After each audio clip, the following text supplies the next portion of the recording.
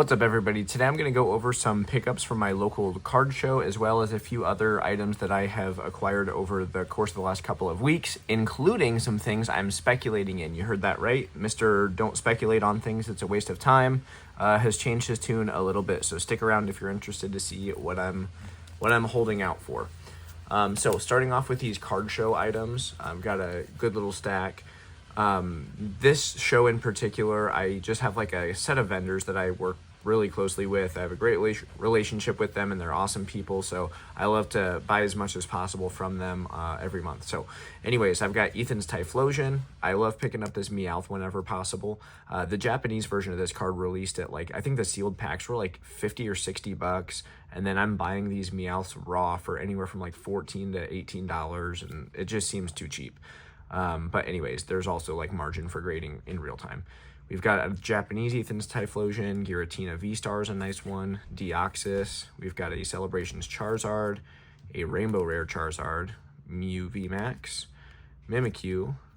We've got a Zekrom EX. I have still never graded this in a PSA 10. It's crazy. I think I've sent off like 12 copies.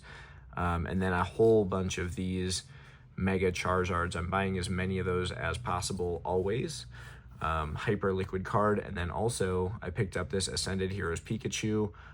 We'll see how that one does as well. Looks like it might be a little bit thick on centering on the bottom, but should be well within the 80/40 standards, assuming PSA actually adheres to that.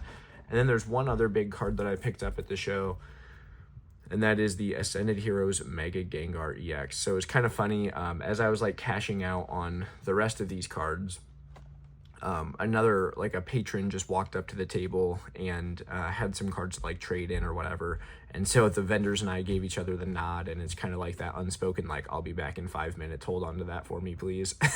And we were able to work out a pretty smooth deal. So awesome looking card. Hoping to pull the 10. It's got no whitening, centering isn't absolutely perfect, but again, a PSA 10 should not have to be a black label.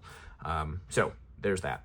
Okie doke, so I'll start off with some higher end. Oh yeah, I also have a couple other cards I picked up. This is just some dude reached out to me on Facebook that I've bought from before, and he sold me just a couple of cards, but they're all pretty minty, so that should be good Fanatic stuff.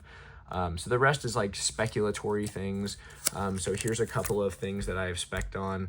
I've got this quarterfinalist. There's 50 or 60 of these in the world. I picked this up for 350 bucks. I also have an 8.5 quarterfinalist that I got for $300. Just for reference, I had a Japanese from just a competitor pack in 7.5 back in the year 2020, and I sold it for $475.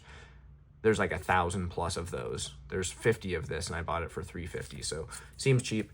And then this finalist, which there's only 12 of in existence, I picked this up for $1,300 bucks. So I also like the optics on that, so should be pretty solid ones. Trophy cards and prize cards have not really had their day, but anyway, we'll see if they ever do. So a card I'm speculating on is this.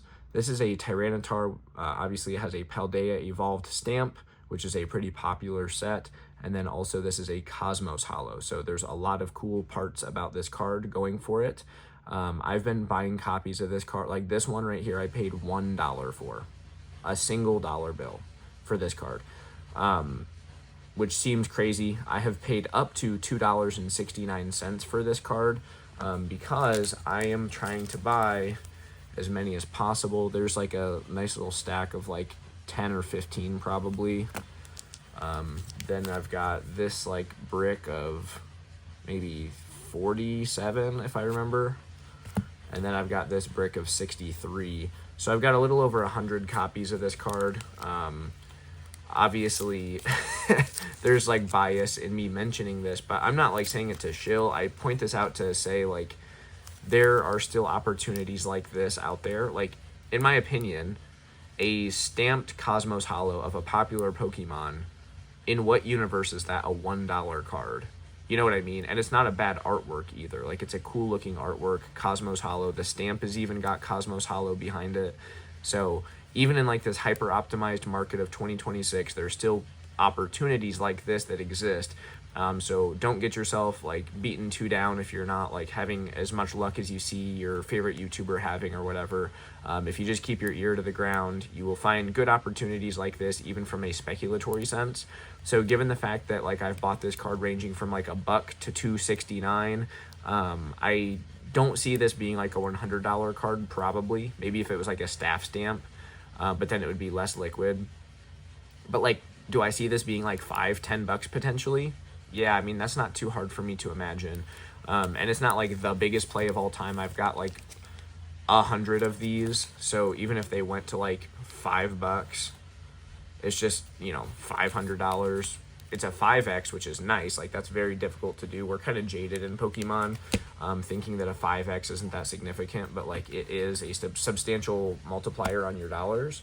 However, I wish that I had like 10,000 of these, but it's just difficult to buy in bulk quantity. Like, I think I bought out all of the big quantity listings on TCG Player and eBay, and that's just kind of what is out there currently. So we'll see how it goes. I'll keep you guys updated. Also, I should have a PSA update video to release either today or tomorrow, so stick around if you're interested in that. Thank you all so much for watching. See you on the next one.